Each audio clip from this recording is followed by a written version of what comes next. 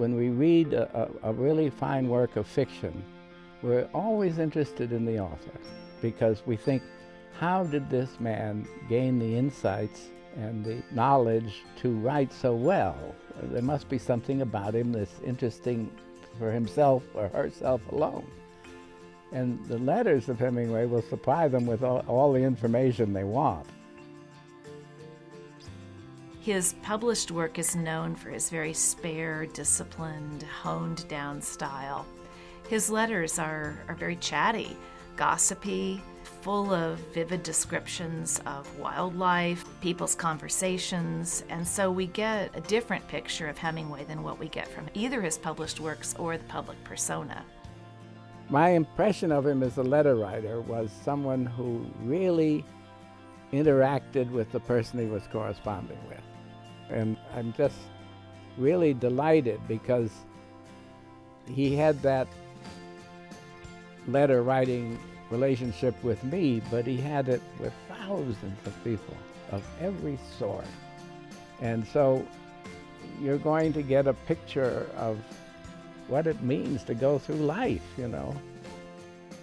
He had a whole spectrum of friends and associations in his life. He was equally comfortable with Gary Cooper or Marlene Dietrich or a fisherman in Cojimar, Cuba.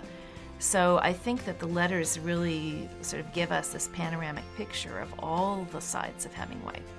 We are presenting everything that we can find, and we're defining letter fairly broadly. It's postcards, it's telegrams, drafts of letters. Sometimes he would write a letter, he would vent his feelings in a letter, and then in the morning he would probably think better of it, and he didn't throw it away. That's what's interesting. He would fold it up neatly sometimes, put it in an envelope, and write unsent across the envelope. But he kept everything. I mean, he called a spade when it came to his family. He was very, very harsh.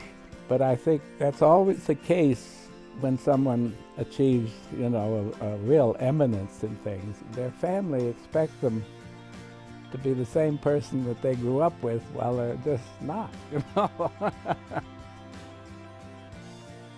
We have a very intimate view of the young Hemingway in Volume 1, growing into his independence as he leaves home, goes off to work for the Kansas City Star, and then goes off to war, comes home, and then decides he's not comfortable in Main Street America anymore.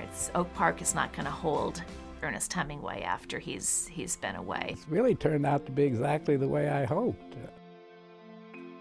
And of course, it's also interesting because it's probably the last great example of a letter writer, because letter writing is a lost art now. Nobody writes letters.